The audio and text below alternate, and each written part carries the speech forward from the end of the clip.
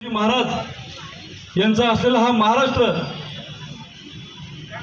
राजमाता जिजाऊमा साहेब जिजाऊ तीर्थ असलेला आपला बुलढाणा जिल्हा आणि जिल्ह्याला हादरवून टाकणारी घटना आणि या घटनेच्या निषेधार्थ मागच्या 10 फेब्रुवारीला स्नेहलताई चौधरी यांचा त्रिचरण चौकामध्ये त्यांची आई सोबत असताना त्या ठिकाणी त्यांना एका टॅम्पो चालकाने त्या ठिकाणी ओढून दिलं की माझी बहीण त्या ठिकाणी मृत्युमुखी त्या ठिकाणी पडली आणि तिची आई ही देखील त्या ठिकाणी गंभीर जखमी त्या ठिकाणी झाली।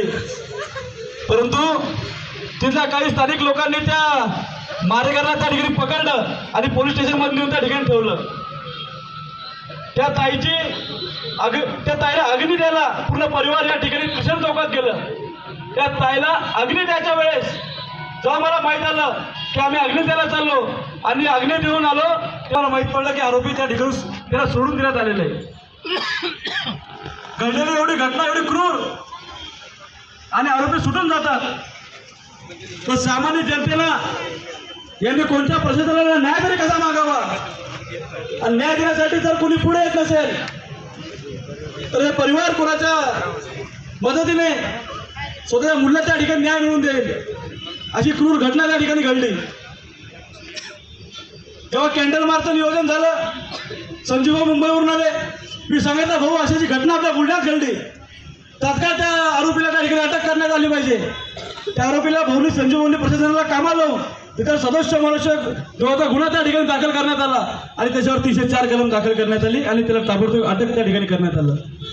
पण अटक जरी केलं तर हा मोर्चाचा संदर्भ असा आहे की मागच्या 10 तारखेला आमची ताई वारली आजची 10 तारीख एक महिना त्या ठिकाणी उलटून गेला। 1 महिना त्या ठिकाणी तो अजून पण अटक आहे।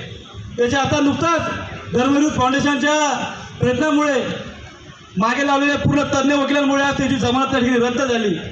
पण मी आज तुमच्या परिवाराला सर्वांच्या वतीने त्याच्या सर्वांच्या वतीने साक्षी देतो की जोपर्यंत त्याला सजा लागत नाही तोपर्यंत मी रक्षाबंधन साजरा करणार नाही आणि त्याला कशी सजा लागत नाही त्याला जेवढी होईल तेवढी शिक्षा द्यायचं काम आपण त्या ठिकाणी करू।